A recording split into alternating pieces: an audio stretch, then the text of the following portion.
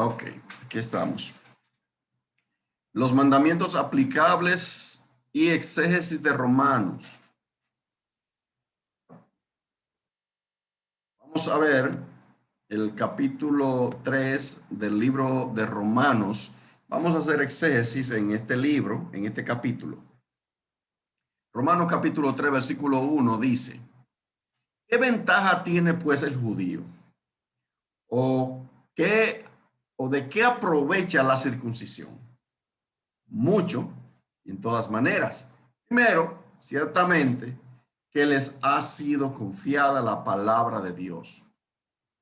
Pues que si algunos de ellos han sido incrédulos, su incredulidad habrá hecho nula la fidelidad de Dios.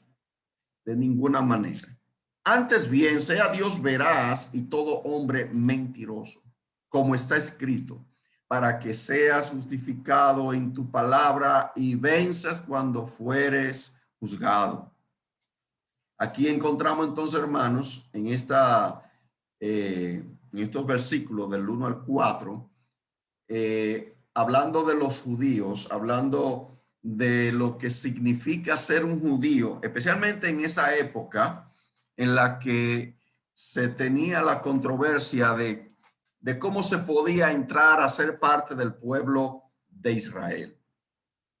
Y en esa controversia se basaban en muchas escrituras del Antiguo Testamento, conocido como el Tanaj, donde se aferraba a que si una persona no era circuncidado, no podía pertenecer al pueblo de Israel. Una persona que no fuese circuncidado no podía pertenecer al pueblo de Israel, mucho menos ofrecer sacrificios. ¿Para qué servían los sacrificios? Ya hemos estudiado esa parte que tenía que ver con la manera en que Dios cubría los pecados del pueblo y de esa manera recibían una especie de justificación por el pecado. No perfecto, no completo, pero era una manera en que la ira de Yahweh era apaciguada. Por eso, un incircunciso podía pertenecer al pueblo de Israel. Ahora, cuando viene el Mesías y establece el régimen de la gracia manifestada, esto se torna en un cambio muy importante. Un cambio muy importante. Y este cambio tiene que ver con cómo se logra ahora pertenecer al pueblo de Israel. ¿Cómo se logra ahora pertenecer al pueblo de Israel llamado el pueblo de Dios, pueblo de Yahweh? Bueno, aquí el apóstol Pablo está haciendo referencia, después de haber visto el capítulo 2, donde estuvimos hablando de cómo Dios juzga al judío y al gentil, a pesar del judío tener el conocimiento de la ley. ¿Cómo quedan convictos por la ley, por la desobediencia a la ley, por la transgresión a la ley? Y aquí entonces en el versículo 1 del capítulo 3 estamos viendo de que se abre un paréntesis y se dice, ¿qué ventaja tiene pues el judío? ¿Cuál es la ventaja? ¿O de qué aprovecha la circuncisión? Dos preguntas importantísimas dentro del contexto de lo que el apóstol Pablo está hablando.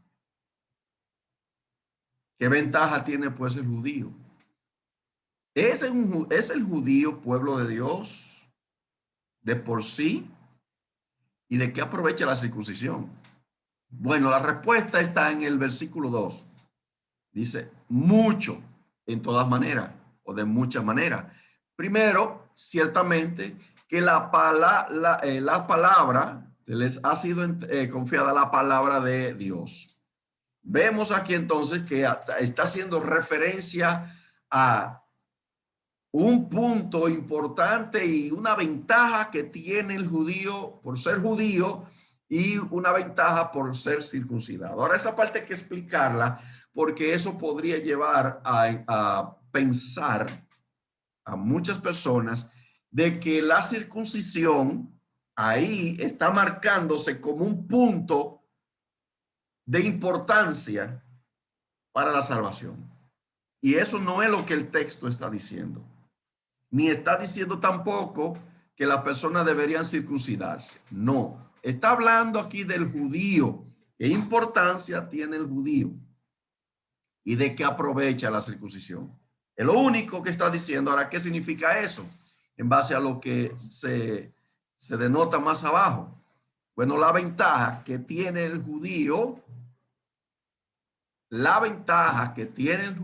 es que en cuanto a la circuncisión, les da una identidad como pueblo del pacto abrahámico.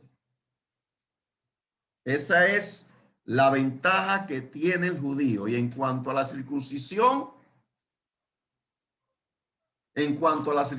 pues es un pacto que se le dio a Abraham.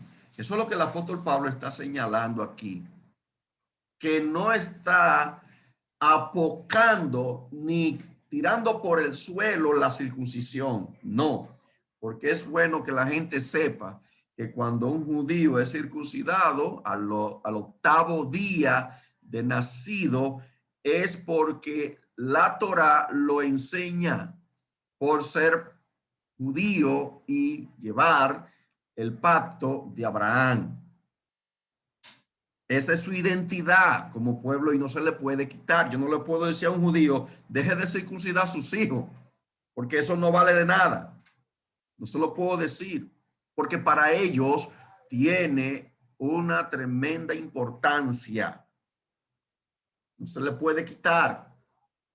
Ahora, esto pertenece al pacto que se le dio a Abraham. Por lo tanto, ¿cómo aplica eso a nosotros, los creyentes de la fe en Yeshua?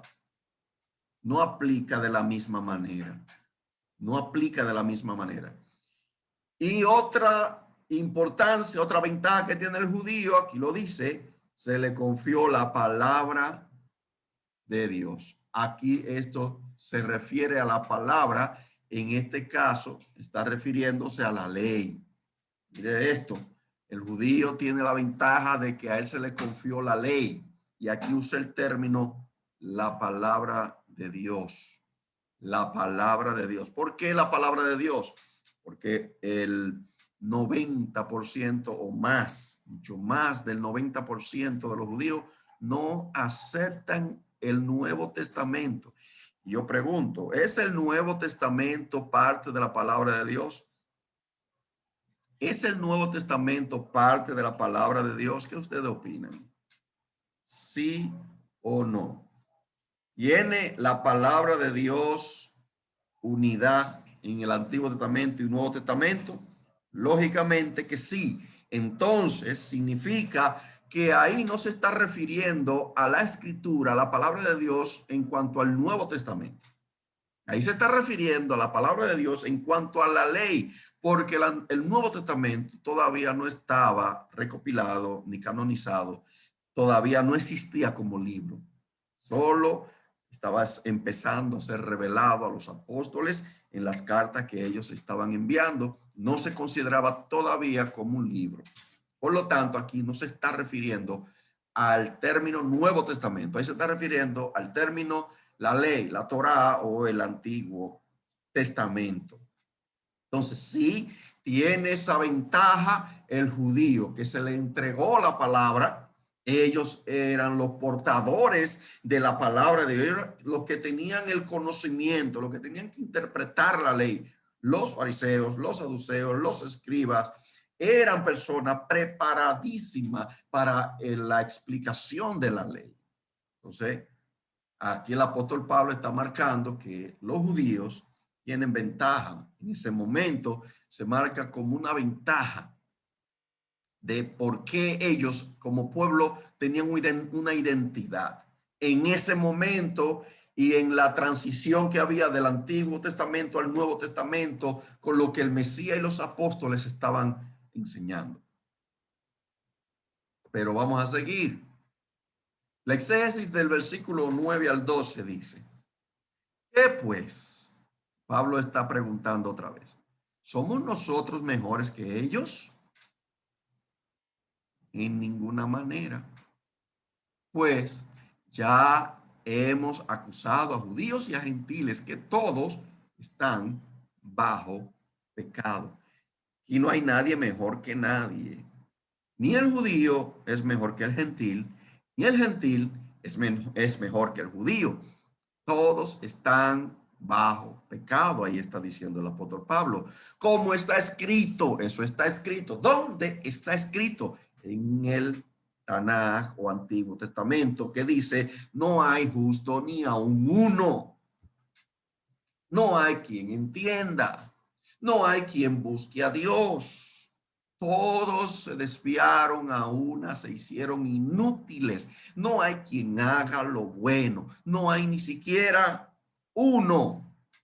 ¿Qué es lo que podemos entender de este texto, estos textos? Bueno, la enseñanza de que no hay ni un justo es el tema bíblico llamado la depravación total, que enseña que todos los humanos estaban muertos en sus delitos y pecados. Todos los seres humanos estaban muertos en sus delitos y pecados y que son incapaces de buscar a Dios, a Elohim, por su propia voluntad. Son incapaces de buscar a Dios por su propia voluntad. Si Yahweh no los hace renacer o son regenerados por el Espíritu en el nuevo nacimiento que viene por el oír la palabra, es imposible que una persona venga a Dios. Es imposible. Entonces, el apóstol Pablo está marcando aquí algo importantísimo que si nosotros lo logramos entender a cabalidad, vamos a quitarnos un gran peso de encima en cuanto a por qué hay personas que no quieren buscar a Dios. ¿Por qué hay personas que no quieren creer en el Señor?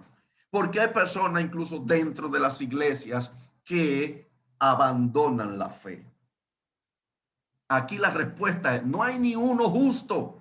Hermanos, lo que eso está diciendo es, no hay nadie que se justifique a sí mismo. No hay nadie que haga lo bueno. Dice, todos se desviaron. Eso incluye a todos los humanos. Ahora, cuando vino Yeshua, abrió la cortina y dio acceso al lugar santísimo. Entonces, de esa manera, cambia la condición del ser humano que cree en el Mesías. Eso cambia porque se abre la puerta y el libre acceso a la presencia del mismo Yahweh de los ejércitos, y entonces ahí se considera un justo. Pero mientras no sucede eso, no hay nadie justo, ni uno, ni uno, nadie. Entonces este tema es un tema también muy bíblico y doctrinal, que tiene que ver con la incapacidad humana para creer. De ahí es que se desprende que como el ser humano está muerto en sus delitos y pecados, necesita que sea Dios que lo resucite de entre los muertos. ¿Cómo sucede eso? ¿Cómo sucede que una persona resucite de entre los muertos? Bueno, si usted está escuchando la palabra, si usted es de lo que ama escuchar la palabra de Dios, en ese momento algo está sucediendo en su corazón. Algo está sucediendo en su interior. Ese amor al escuchar la palabra de Dios significa que el Espíritu Santo ya viene trabajando, ya viene tratando en las personas. En el caso, por ejemplo, del inconverso, él se expone a la palabra de Dios. Cuando usted invita a un amigo a la iglesia o a un servicio o a una predicación, la palabra comienza a entrar a sus oídos. La palabra comienza a entrar a sus oídos, y cuando la palabra entra en sus oídos, la palabra que tiene poder, que hace un milagro poderoso en la vida de las personas, abre el corazón. Entra por el oído y abre el corazón y produce fe en esa persona, porque la fe viene por el oír y el oír por la palabra. La palabra hace el efecto de que la persona oiga y ese oír la palabra produce fe. Es un milagro que ocurre a lo que se le llama el nuevo nacimiento, la regeneración, nacer de nuevo. El nuevo nacimiento viene por el oír la palabra de Dios. Cuando el Espíritu Santo entra. Cuando el Espíritu Santo entra en el corazón de una persona, en ese momento algo poderoso ocurre en el corazón de esos que han escuchado la palabra y Dios llegó. ¿Que creyó? Sí, creyó. ¿Que se gozó en el servicio y glorificó a Dios por la salvación? Sí. Se activó en ello una voluntad, se activó en ello un gozo llamado el gozo de la salvación, y eso lo hace el Señor. Que en ese momento la persona no lo entiende. Incluso muchos creyentes llega un punto que no entendemos cómo fue que ocurrió el tema de la salvación y llegamos a pensar que fuimos nosotros los que tuvimos la osadía, la capacidad de venir al Señor, y no fue así. No dice el Señor que nadie puede venir a Él si el Padre no lo trae. No lo dice el Señor. Él lo dice. No dice el Señor que Él fue que nos amó a nosotros primero. No dice el Señor que Él fue que nos eligió a nosotros y no nosotros a Él. Entonces, ahí usted puede encontrar que somos nosotros beneficiados con esa preciosa bienaventuranza de lo que se llama la salvación y la justificación. Justos no hay ni uno por sí solo, pero cuando Cristo entra al corazón, aleluya, gloria al Señor, somos justos delante de la presencia del Señor. Sí, somos justos. La obra empezó cuando creímos en el Señor de todo corazón. Ahora la pregunta que usted tiene que hacerse ¿es usted justo porque creyó en el Mesías y está confiado en esa promesa, en esa palabra dada, en ese acto hecho en la cruz del Calvario? ¿Está usted seguro de eso? Si usted está seguro de eso, usted es uno de los justos que el Señor ha declarado en su palabra.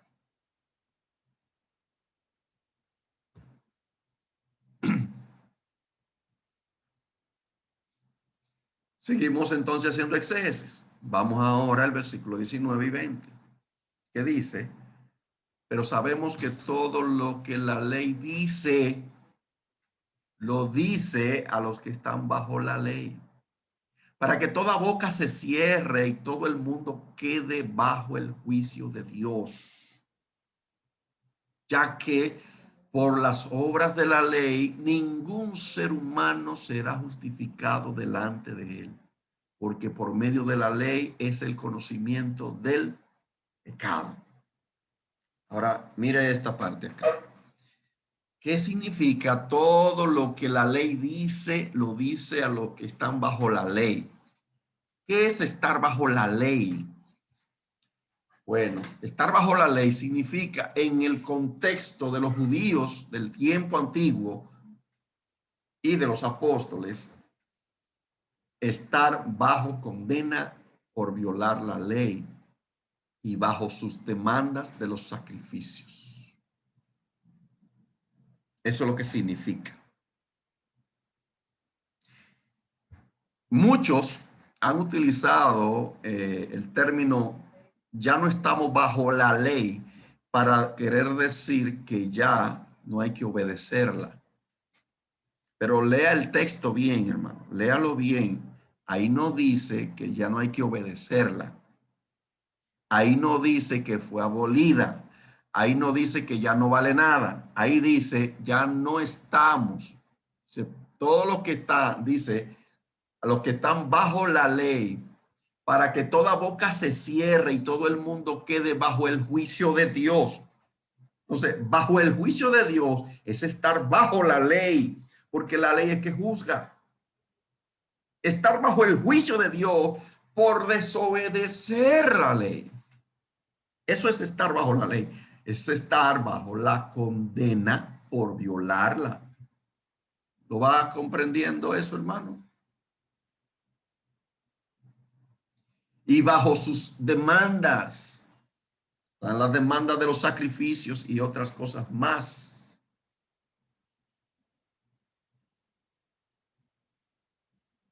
Pero la ley sirve también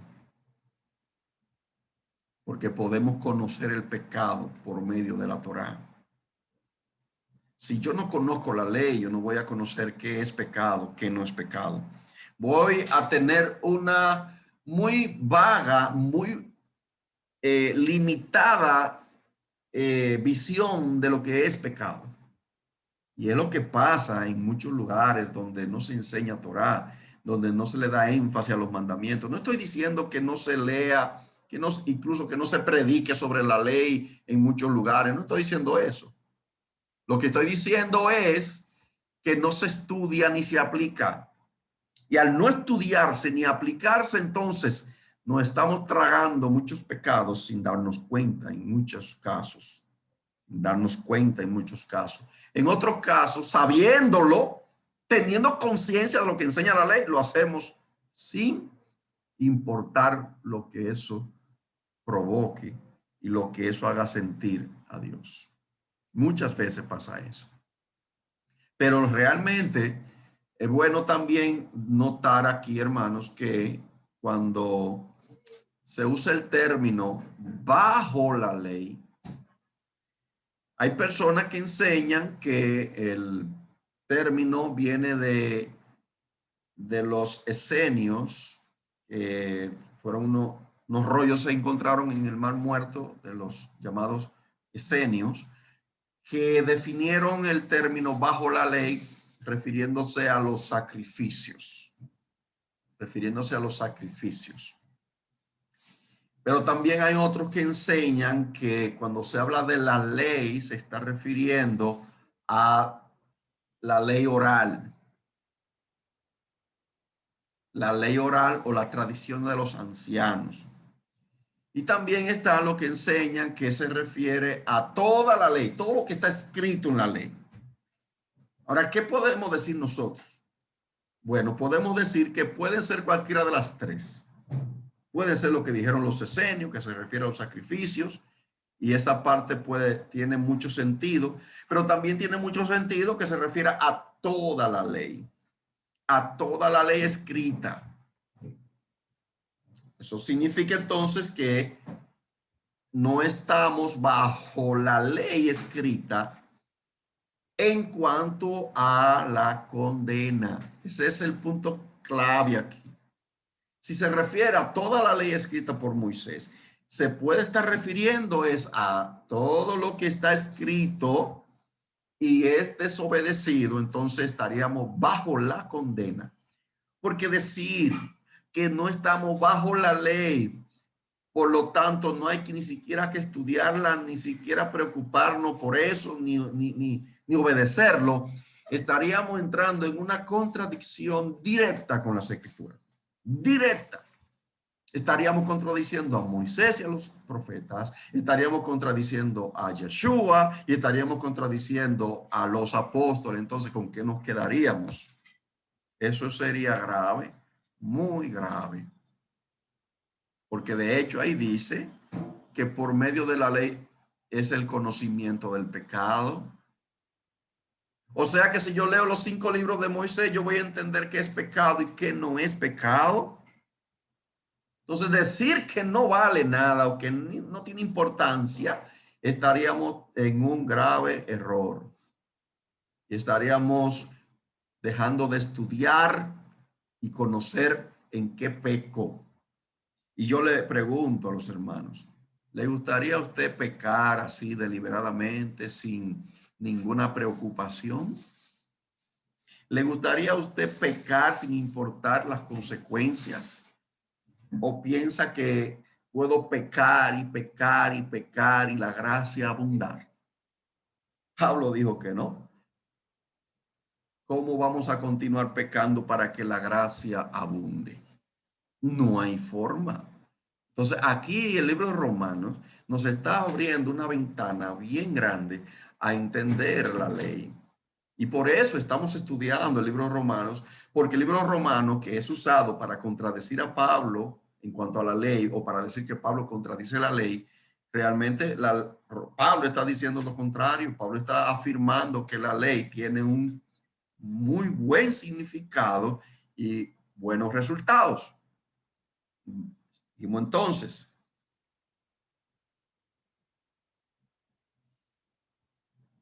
seguimos acá, haciendo exégesis de Romanos, capítulo 3, verso 21 al 24. Romanos, capítulo 3, versículo 21 al 24. Miren qué dice. Pero ahora, aparte de la ley, se ha manifestado la justicia de Dios testificada por la ley y por los profetas. La justicia de Dios por medio de la fe en Yeshua el Mesías, para todos los que creen en él, porque no hay diferencia, por cuanto todos pecaron y están destituidos de la gloria de Dios, siendo justificado gratuitamente por su gracia mediante la redención que es en el Mesías Yeshua. Explico. Aparte de la ley, se ha manifestado la justicia que salva. Eso es lo que significa ese versículo. Aparte de la ley, se ha manifestado la justicia que salva, la cual se obtiene por medio del Mesías. A esto es que llamamos la salvación por gracia. La salvación por gracia, sin incluir la ley. Sin incluir la ley como medio de salvación, pero sí como un medio de santificación progresiva. Léalo bien detenidamente. Ahí, eso que yo le puse en la pantalla, léalo bien. Esto le va a aclarar a muchas dudas. Aparte de la ley se ha manifestado la justicia que salva, la cual se obtiene por medio del Mesías. A esto es que llamamos la salvación por gracia, sin incluir la ley. O sea, no puede existir otro medio. La ley no puede estar ahí incluida para salvación, como un medio de rescatar a la persona del infierno, de la condenación y del pecado. No puede existir la ley ahí. Ahí sí no. Pero como medio de santificación progresiva, o sea, de limpiar nuestro andar diario, porque yo le hago la pregunta otra vez. Usted no peca. ¿Mm? Usted no peca. Usted no resbala. No se le salen palabras. No llegan pensamientos pecaminosos. No llegan deslices, debilidades con las que muchas veces luchamos después de haber creído. O es que ya no pecamos más, o es que no desobedecemos más. Pasa eso. Entonces, si eso pasa y encima no conozco la Torá, eso es un desastre. Eso es un desastre. La gracia no nos va a bastar. El estar predicando de la cruz de Cristo y de lo que él hizo en el madero y lo que él hizo al resucitar y lo que hizo con los apóstoles, los milagros que hizo y toda la predicación de la gracia no nos va a servir de nada. No va a pasar por arriba, no va a entrar por un oído y no va a salir por el otro. ¿Por qué? Porque nos vamos a considerar salvos y ya. Nos vamos a considerar muy confiados, muy gozoso de tener la salvación, pero ¿qué provoca eso si no tengo la Torá, si no conozco la obediencia a lo que debo obedecer? Eso va a provocar pecados a granel, desobediencia tras desobediencia, frustración, amargura, y me voy a decepcionar de la gracia, porque voy a notar que la gracia no está haciendo nada en mí, como si nada hubiese pasado, aunque sabemos que es la gracia, la justicia que vino por medio de Cristo en el momento que creí, provoca un impacto grande en mi vida. Me siento nuevo, me siento diferente, comienzo a pensar diferente. Muchas ataduras que en ese momento me estaban hostigando se rompen. Soy nuevo.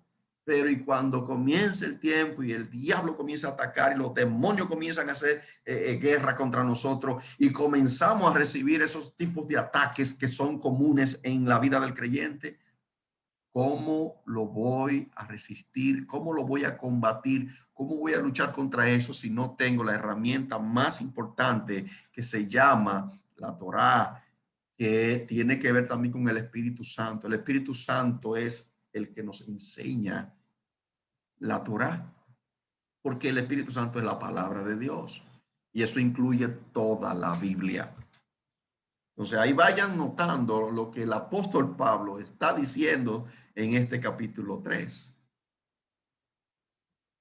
Sigue diciendo en el versículo 25 en adelante, dice, a quien Dios puso como propiciación, a quien Dios puso como propiciación por medio de la fe en su sangre, para manifestar su justicia a causa de haber pasado por alto el Pesaj, eso es lo que significa Pesaj, pasar por alto, en su paciencia, miren, en su paciencia, los pecados pasados. ¿Por qué fue auspiciado eso? Por su sangre. Todos los pecados pasados fueron limpiados. Fue hecha propiciación por medio de la fe,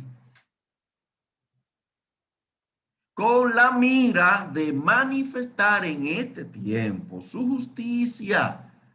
Subraya ahí la palabra justicia, a fin de que Él sea el justo y el que justifica al que es de la fe de Yeshua. Entonces, mire bien, toda nuestra justicia, ¿de dónde viene?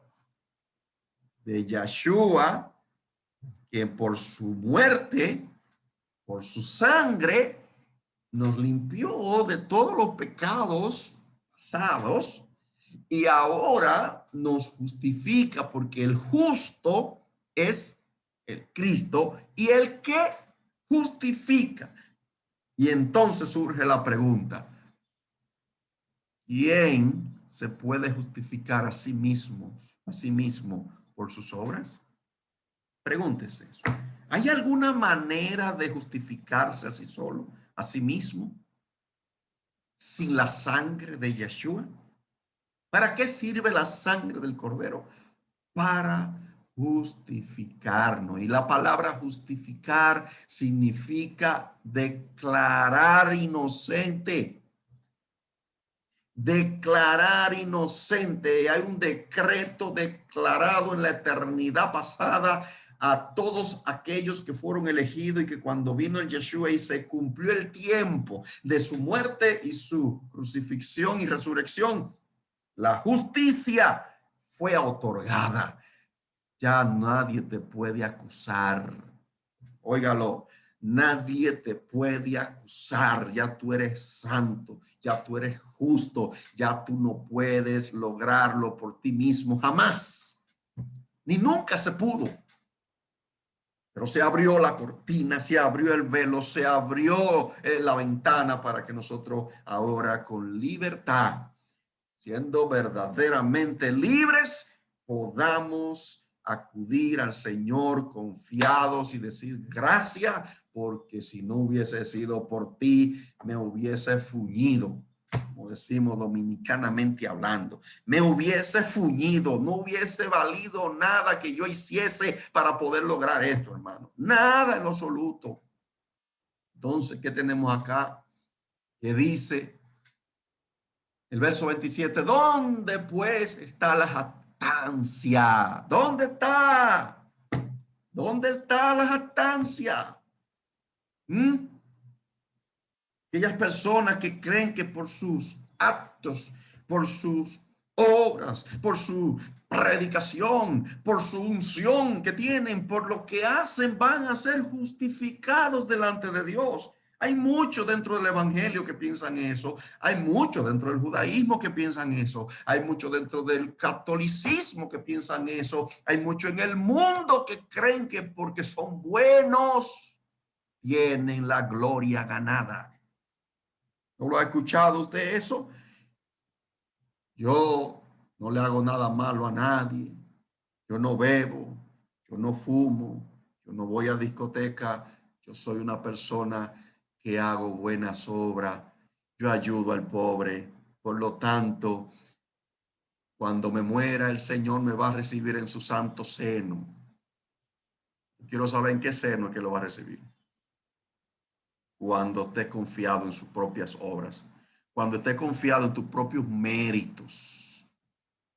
No hay méritos humanos, ni de Isaac, ni de Jacob, ni de Abraham que me puedan justificar. No importa qué tan justos ellos fueron pecadores, fueron imperfectos, necesitaron también a Yeshua que los redimiese.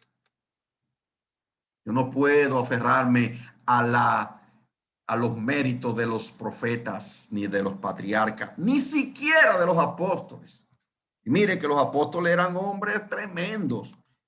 Un apóstol Pablo, al que estamos estudiando, un hombre que dijo, sé imitadores de mí como yo de Yeshua. Llevo las marcas de Cristo en mis espaldas. Mire hasta dónde llegó el apóstol Pablo a decir, pero nunca dijo, yo, si ustedes oran a mí, si ustedes confían en lo que yo le estoy diciendo, ustedes van a ser justos también. Nunca dijo eso. Él no dijo por las llagas que llevo en mis espaldas, ustedes van a ser justos también porque yo fui justo junto con Cristo. No, no es por Pablo, no es por Pedro, no es por ningún ser humano. Entonces, ¿qué está diciendo? Cuidado con la jactancia. Eso queda excluido. ¿Por cuál ley? ¿Por cuál ley queda excluida la jactancia? ¿Por la de las obras? Note lo que Pablo está diciendo aquí. ¿A qué se está refiriendo Pablo aquí? Dice, no, sino por la ley de la fe. Concluimos, pues, mire qué conclusión da Pablo. El hombre es justificado por fe sin las obras de la ley. A eso que se está refiriendo, es justificado solamente por fe. Esta ley mencionada aquí es la ley de la que justifica por la muerte del Cordero de Yahweh. Repito, se lo voy a repetir otra vez para que lo entiendan bien. Esta ley que se menciona aquí es la ley que justifica por la muerte del Cordero de Yahweh. Por eso se le llama ley, porque, ¿por qué? Porque es en esa justicia de Yahweh que alguien tenía que pagar el precio del pecado que nosotros cometimos. Y ese fue el Cordero de Yahweh, o sea, Yeshua. Eso yo entiendo que ustedes lo están entendiendo. Yeshua entonces viene a poner un punto clave en cuanto a la salvación, la regeneración, la justificación. es a través de su muerte, es a través de su sangre. Entonces a eso se le llama la ley de la fe. La ley de la fe. No es una ley diferente a la Torá en el sentido de que la Torá sigue ahí, la ley no sustituye, la ley de la gracia, de la fe, no sustituye la Torá. Ahí lo que se está refiriendo es a la ley que desde el cielo decía que si una persona violaba la ley de Dios, entonces tenía que morir. Tenía que morir esa persona, pero hubo una ley que vino del Padre llamada la ley de la fe. A esa ley se le llama la gracia, la fe que salva. Entonces, esa ley excluye la otra ley en cuanto a qué, a que te salve y te justifique. Ese es el punto importantísimo en esta parte que estamos estudiando. Y entonces vemos Romanos, finalmente, su finales versículo 29 al 31, que dice, ¿es Dios solamente Dios de los judíos? ¿No es también Dios de los gentiles? Ciertamente, o sea, claro que sí. Es Dios de judíos, es Dios de gentiles. Ahora, Dios no tiene dos pueblos, es un solo pueblo. ¿Cómo entonces puedo conjugar esto? Porque Dios es uno. Dios no es Dios de judíos y por otro lado Dios de gentiles. Y tiene un trato especial con judíos y un trato especial con gentiles. No, Él trata a todos por igual que han creído en el Hijo, en su Hijo. Él lo trata por igual. Él no hace acepción de personas. El judío no se puede creer mejor que el gentil, ni el gentil puede creerse mejor que el judío. En ninguna manera. Unos pueden saber más que otros de Biblia, pero eso no lo justifica tampoco. Unos pueden conocer la ley mejor que otros, pero eso tampoco lo justifica. Lo que vale aquí es saber que somos justificados. Mire qué dice el verso 30. Porque Dios es uno y el que justificará por la fe a los de la circuncisión y por medio de la fe a los de la incircuncisión. El punto importante aquí es que Él es el que justifica, Él es el que te va a salvar, Él es el que te va a llevar al punto de entender que no es por tu obra, es por su gracia, es por su misericordia que estamos ahí, no es por otra cosa. Por eso es que no podemos estar acusando a nadie. Por eso es que no podemos estar señalando a nadie. Por eso es que el amor de Dios debe primar sobre todas las cosas, porque nosotros estamos en la misma condición, estábamos en la misma condición de todo el mundo. Y si no hubiese sido por la gracia del Señor, no hubiésemos ido directico a la condenación como estaba marcado. ¿Y cómo voy ahora a acusar a otro de malandros y de que no sirven y que son hijos del diablo cuando yo era uno también? ¿Cómo puede ser eso? No debe ser. Debo de amar y que Dios trate con la gente y su maldad y su pecado. Mi deber es orar por esas personas. Mi deber es dar el amor que Dios me ha dado para los demás y que Dios juzgue, porque Dios va a juzgar. Aunque yo no esté de acuerdo con algunas cosas que algunos digan o hablen o enseñen, pero no está en mi deber echarle tierra a esa gente. No está en mi deber. No está en mi deber tratar con la punta del pie al que no crea igual que yo. No está en mi deber, independientemente de que yo no esté de acuerdo con su doctrina o enseñanza. Y cuando tenga que denunciar una falsa doctrina, no lo voy a hacer directamente señalando a una persona en su propia cara delante de la gente.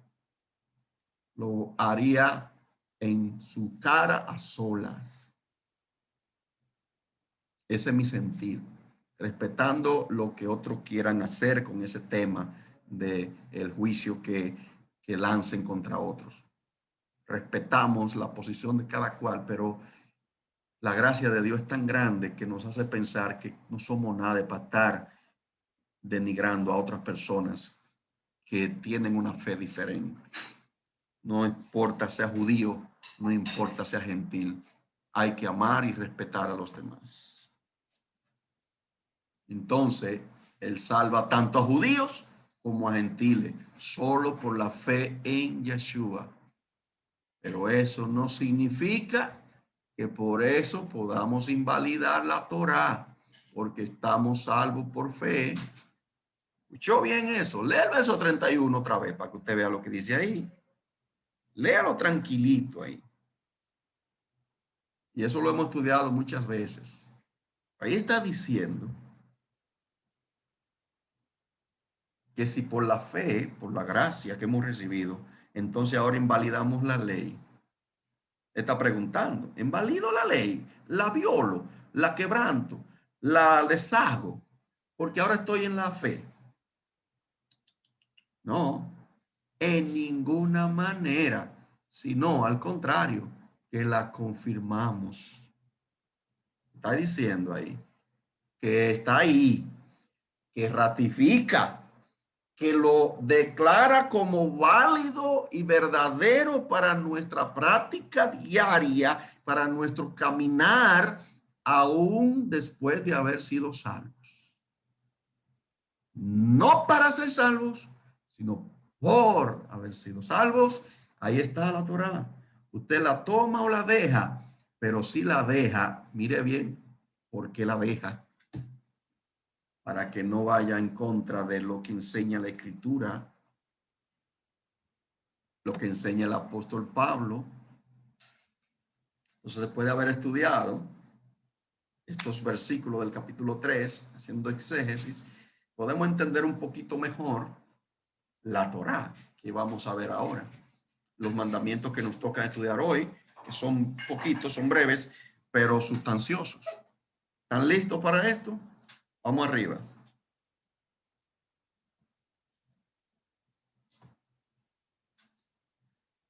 Ahí entramos entonces al mandamiento número 115.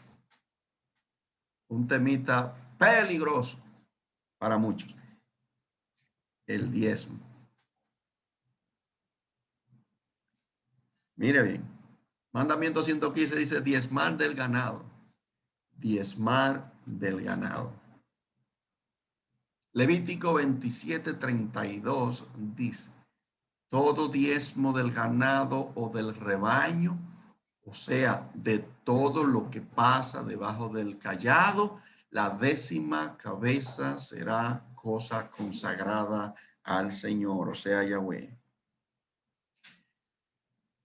Esta era la forma de diezmar más común, porque era una sociedad agrícola y ganadera, y sus ingresos y riquezas dependían en gran medida de la siembra y el ganado. Por eso, este mandamiento aquí está enfocado en animales, en ganado. ¿Entienden? Ahí está hablando de un mandamiento que se aplicaba en el Antiguo Testamento, los israelitas que producían ganado, ovejas, vacas, etc. Ahora, esto que está ahí, ¿cómo puede aplicarse a nosotros hoy? ¿Sería que este mandamiento ya no aplica? Porque ciertamente podemos decir, no, pero imagínate, Pastor Joel, ahí está hablando de ganado. Yo no tengo vaca, yo no tengo oveja, yo no tengo chivo. ¿Cómo voy a dar mi diezmo? Y tampoco soy sacerdote ni soy levita. ¿A quién le voy a llevar el diezmo? ¿A quién le voy a llevar esa vaca? ¿A quién le voy a llevar esa oveja? Es una pregunta válida. Pero si me detengo ahí solamente y no escudriño, puedo caer en el error de pensar que ya no tengo que hacerlo. Entonces vamos a analizarlo tranquilamente. Póngase cómodo, que de aquí no vamos a las 12 de la noche. No, tranquilo, no voy a usar, va a ser breve, pero trataremos de explicarlo con detalle para que usted lo entienda, porque hoy en día hay muchas personas que están muy confundidas con este tema y contradicen de una manera garrafal este tema sin entender el significado profundo, sin entender el beneficio que eso trae. Solo porque hay personas en el evangelio que abusan del diezmo y que son lamentablemente muy avariciosos, entonces se cierran a dar el diezmo. Y algunos dicen, no, lo que pasa es que eso era de la ley. Bueno, supóngase que sí. De hecho, lo es. Pero vamos a tomar esa palabrita, eso era de la ley, como dando a entender de que eso ya pasó. Pregunto yo, ¿acaso la ley fue abolida completa? ¿Acaso la ley fue abolida completa? El que me dice que la ley fue abolida completa se va a tener que comer los 10 mandamientos bien sancochados. Porque ahí los 10 mandamientos, entonces habría que quitarlo, amar a Dios, sobre todo no tener dioses ajenos, no adorar imágenes, no blasfemar el nombre, honrar al padre y a la madre. Si usted dice que toda la ley ya está afuera y que no hay que obedecerla, entonces ¿qué usted va a hacer con los 10 mandamientos? ¿Qué usted va a hacer con Levítico capítulo 18, que habla de las relaciones ilícitas de hermanos con hermanos, padre con hijo, hijo con padre? ¿Qué usted va a hacer con eso? Dígame. ¿Qué va a hacer con esos mandamientos que dicen que no se puede echar hombre con hombre y mujer con mujer? ¿Qué usted va a hacer con esos mandamientos? Si usted dice que fueron quitados. Entonces, si esos no fueron quitados, entonces vamos a ver si estos que están aquí, referido al diezmo, están o no están, porque hay que analizarlo, lógicamente. No vamos a decir, no, eso aplica, solo por decirlo, porque realmente ahí está hablando de ganado. Y está hablando a los sacerdotes y a los levitas, ciertamente, en el Antiguo Testamento, ciertamente, pero vamos a ver si aplica o no aplica. Ese es el punto importante de todos los mandamientos que estamos estudiando. ¿Aplican o no aplican? Y para eso yo tengo que tener sentido común y ver la escritura. Vamos a ver. Ahí yo le puse una imagen de Malaquías 3:10. Es el texto más famoso. Es el texto más famoso para hablar del diezmo. Y es un texto muy mencionado. Y lo puse ahí para recordarle solamente que los profetas hablaban del diezmo. No solo Moisés, también los profetas hablaban del diezmo. Pero como quiera, está todavía en el Antiguo Testamento. Pero ahí usted tiene una forma de ver al pueblo involucrado en una petición que Dios le hace. Pruébenme en esto para que ustedes vean si yo no abriré la ventana de los cielos. Note esa partecita solamente, pero vamos a explicarlo más a fondo.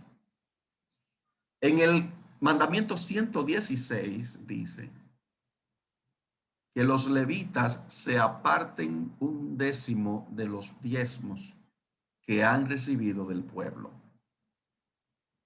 Número 18:26 dice, también hablarás a los levitas y les dirás, cuando recibáis de los hijos de Israel los diezmos que de ellos os he dado por vuestra heredad, ofreceréis de ello una ofrenda al Señor, el diezmo de los diezmos.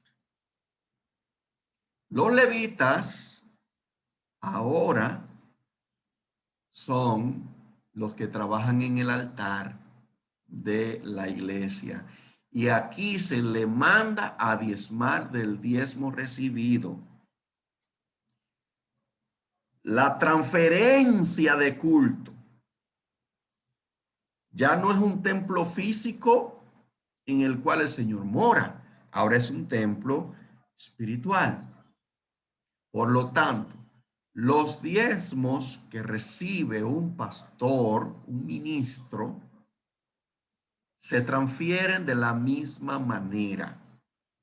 Se transfieren de la misma manera. Un pastor debe diezmar también. Un pastor debe diezmar también. Si lo aplico de la forma como se hacía en el Antiguo Testamento, entonces, si existe templo, si existe un sacerdote, existe pueblo, se aplica de la misma manera, aunque en circunstancias diferentes.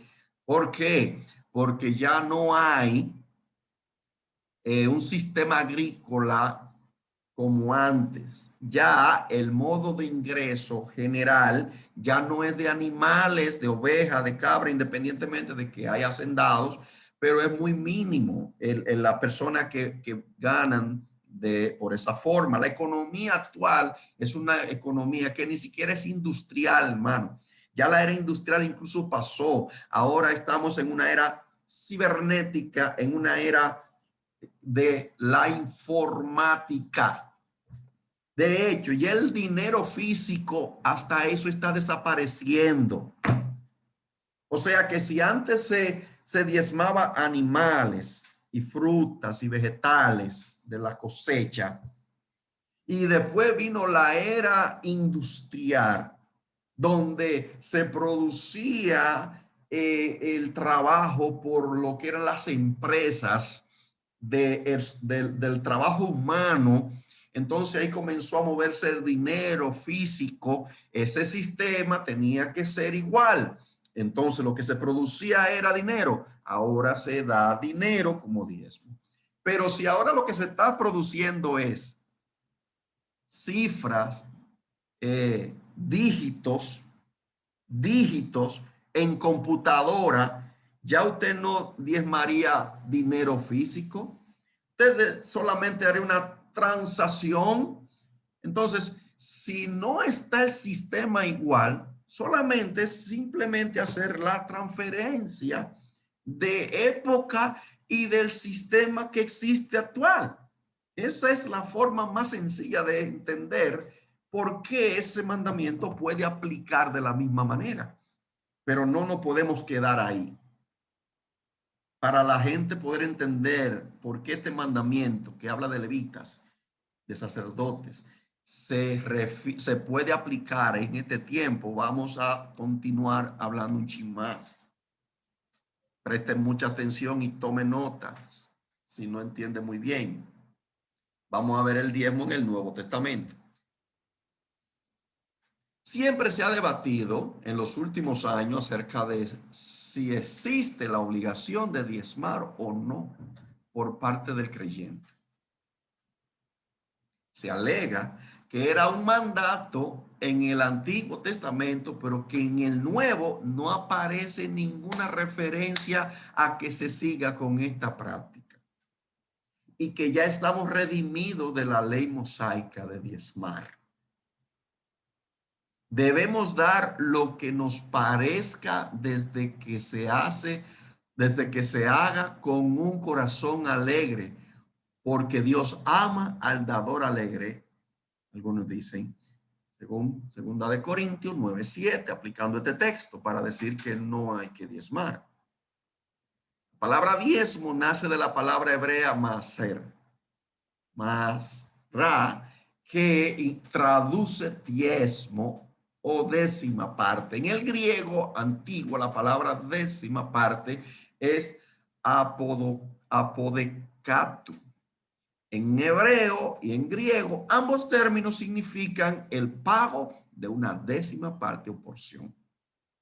Pero veremos tres razones bíblicas que nos dan luz sobre este tema tan controversial, tergiversado y muchas veces manipulado.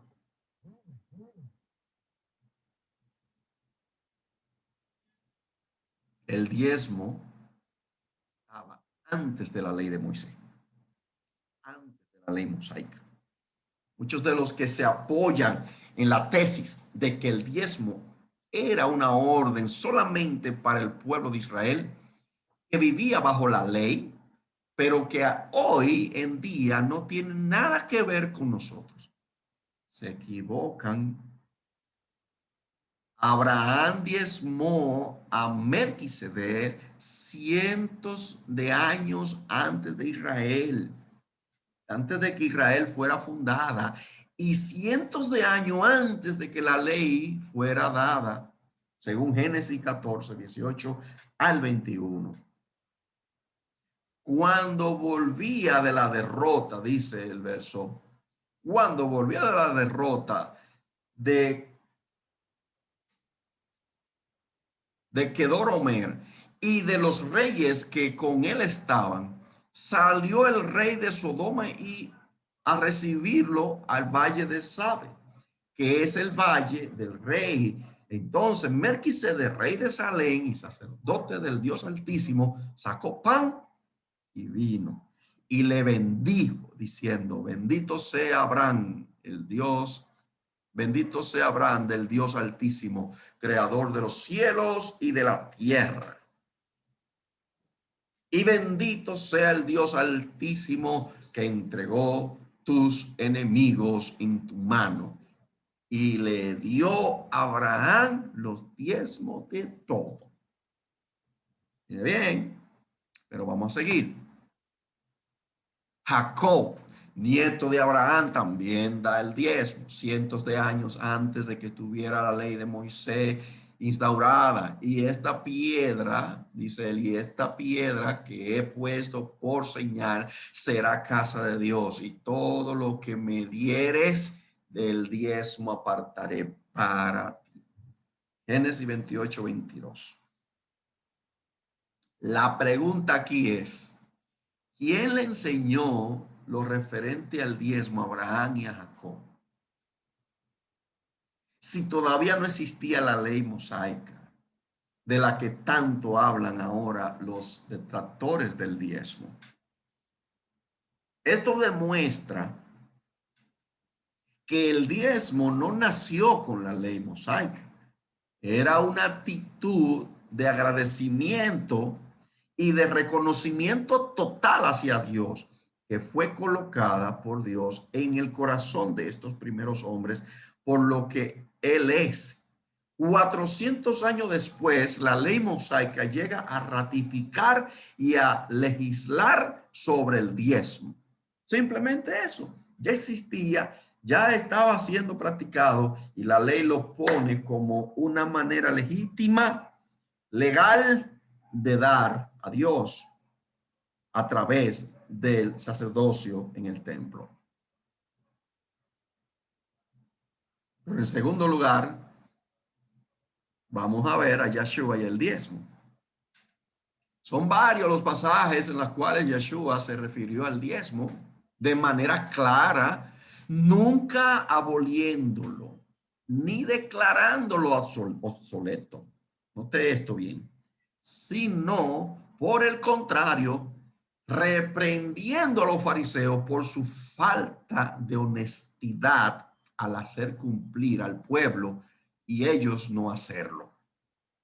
Reprendiendo a los fariseos por no hacer las cosas correctas y no cumplir como debían cumplir, y poniéndole entonces carga al pueblo. Yeshua recomienda a sus discípulos que cumplieran la ley impuesta por los escribas y fariseos. Y este entero conocimiento que los fariseos eran estrictos en el cumplimiento de la ley, y en especial la del diezmo. Sin embargo, el Señor Yeshua no dijo nada al respecto de no cumplir el mandato de diezmar, del diezmo. No dijo en ningún momento que no se podía. Mire qué dice Mateo 23.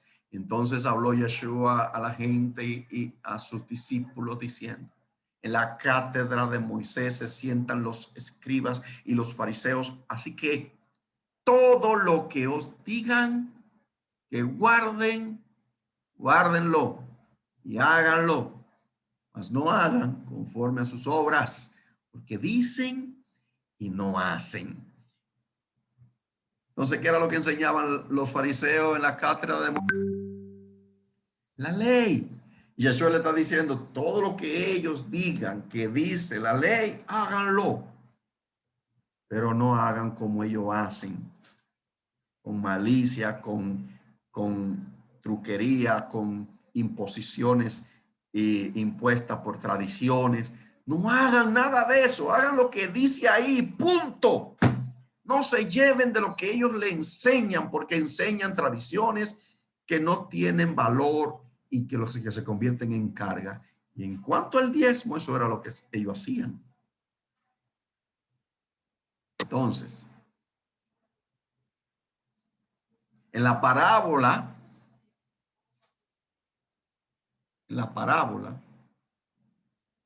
del fariseo y el publicano, el Señor muestra que en los tiempos en que él vivía se diezmaba de todo lo que se ganaba. Dos hombres subieron al templo a orar. Uno era fariseo y el otro publicano. El fariseo, puesto en pie, oraba consigo mismo de esta manera. Dios, te doy gracias porque no soy como los otros hombres, ladrones, injustos, adúlteros, ni aun como este publicano. Ayuno 2 veces a la semana. Doy diezmo de todo lo que gano. ¿Se dan cuenta cómo este fariseo está mencionando el diezmo en esta parábola que el mismo Yeshua menciona, que era algo normativo en ese momento? Ayuno 2 veces a la semana, doy diezmo de todo lo que gano. Dice, más el publicano estando lejos no quería ni aún alzar los ojos al cielo, sino que se golpeaba el pecho diciendo, Dios, sé propicio a mí, pecador. Os digo, que este descendió a su casa justificado, oye bien, justificado antes que el otro, porque cualquiera que se enaltece será humillado, y el que se humilla será enaltecido. Entonces, ¿Yeshua enseñó sobre el diezmo o no? ¿Estaba de acuerdo con lo que estaba establecido o no? Bueno, la referencia que encontramos aquí es que sí. Es que sí, y le muestro más. El Señor Yeshua nunca atacó la enseñanza del diezmo. Lo que atacó fue el cambio de prioridades de los fariseos, que los fariseos le habían dado al diezmo sobre otros aspectos espirituales claves, como lo son la justicia, la misericordia y la fe. Y afirma que tanto se debe dar el diezmo como también se deben practicar estas 3 cosas.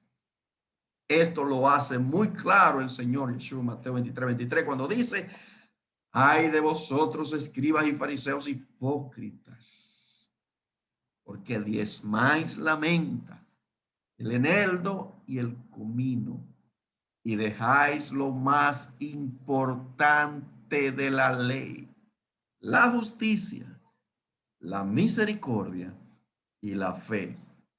Esto es necesario hacer sin dejar de hacer aquello. ¿Qué es necesario hacer? Justicia, misericordia y fe, sin dejar de hacer aquello. ¿Qué es aquello? Diezmar. Entonces, todo el que diga que en el Nuevo Testamento Yeshua me enseñó del diezmo, le recomiendo Mateo 23. Ahí no hay otra manera de entender eso, no hay otra forma de entenderlo. Todo el que no quiera practicar lo del diezmo, bueno, está bien, usted tiene su derecho a no practicarlo, pero sepa que no va a ser bendecido porque está desobedeciendo un mandato directo de la ley de Dios, incluso del mismo Mesías, que aquí está haciendo referencia de cosas importantes de la ley: misericordia, justicia, fe y diezmo. Está claro, pero lo hayan entendido. Y finalmente vemos a Pablo. Pablo aquí y el diezmo. Vamos a ver qué dice Pablo sobre el diezmo. Los detractores del diezmo aseguran que Pablo predica que se debe diezmar de acuerdo a su necesidad y sus propias fuerzas. Según 2 Corintios 8, del 1 al 4. Dice: asimismo, hermanos, os hacemos saber la gracia de Dios que se ha dado a las iglesias de Macedonia, que en grande prueba de tribulación, oiga bien, que en grande prueba de tribulación, la abundancia de su gozo y de su profunda pobreza abundaron en riquezas de su generosidad. Pues doy testimonio de que con agrado han dado conforme a sus fuerzas, y aún más allá de sus fuerzas, pidiéndonos con muchos ruegos que les concediésemos el privilegio, oiga bien, hermano, anote ahí, el privilegio de participar en este servicio para los santos. También dice que se debe diezmar, también dicen algunos que se debe diezmar de acuerdo a lo que proponga en su corazón, y para esto citan 2 Corintios 9, 6 al 7, que dice: pero esto os digo, el que siembra escasamente también segará escasamente.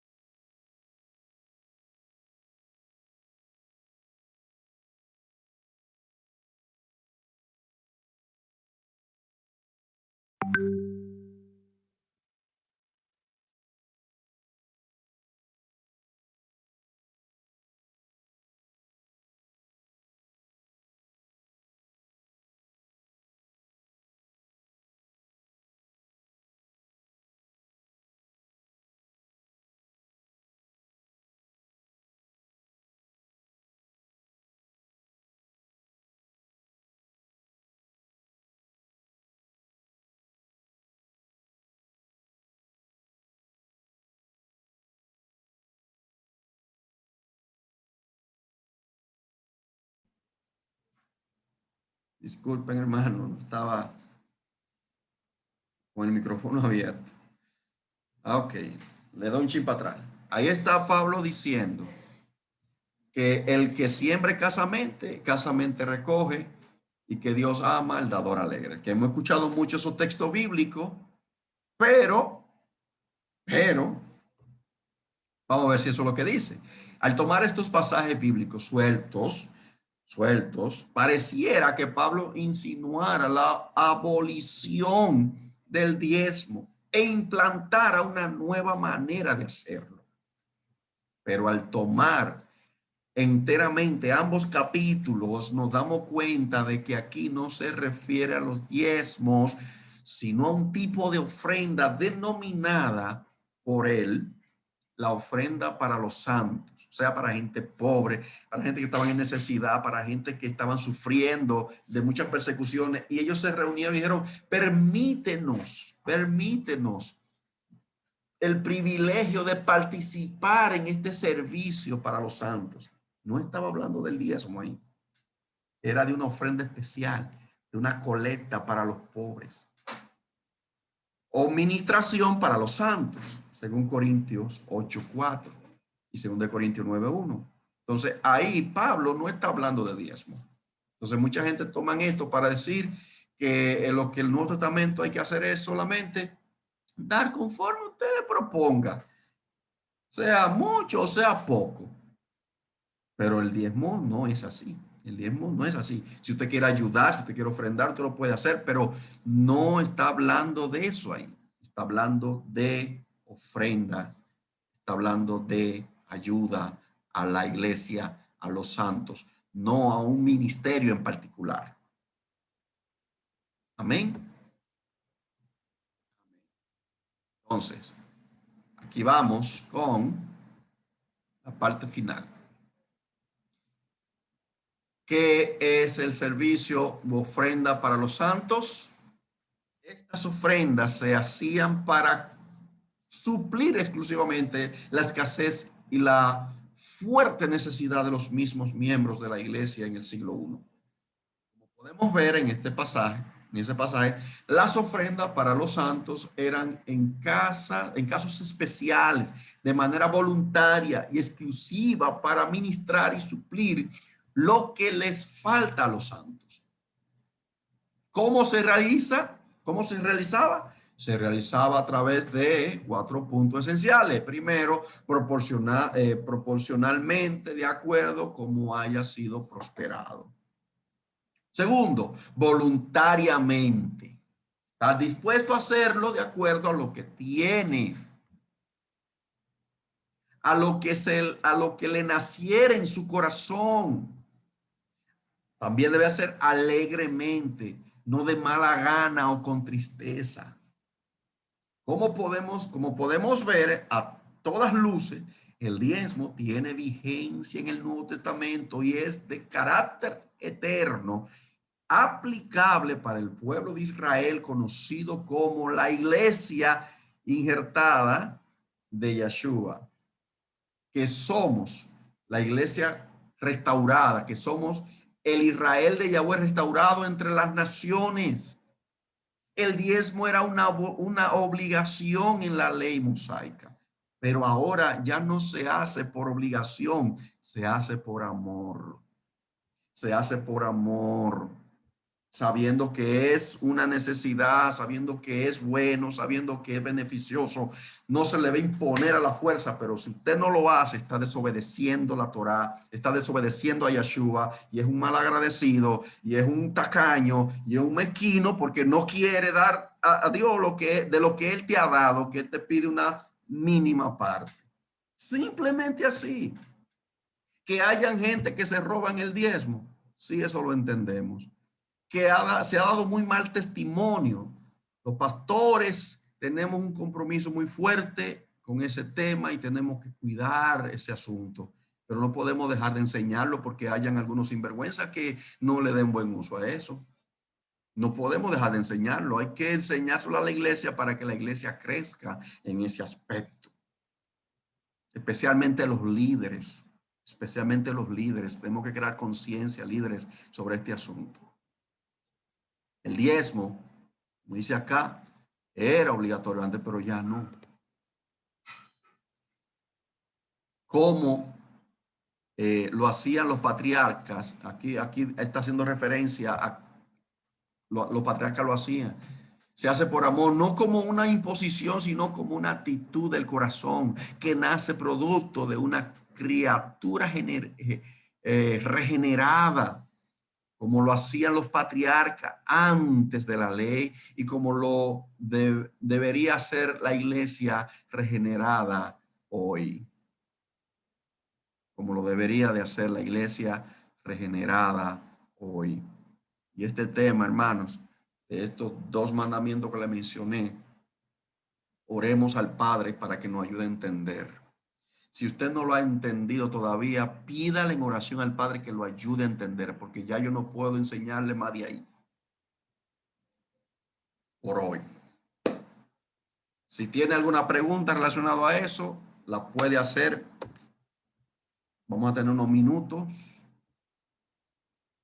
para este tema y Pedimos al Padre Celestial que bendiga sus vidas, que le multiplique en abundancia y que nos siga dando entendimiento y llenando con su presencia.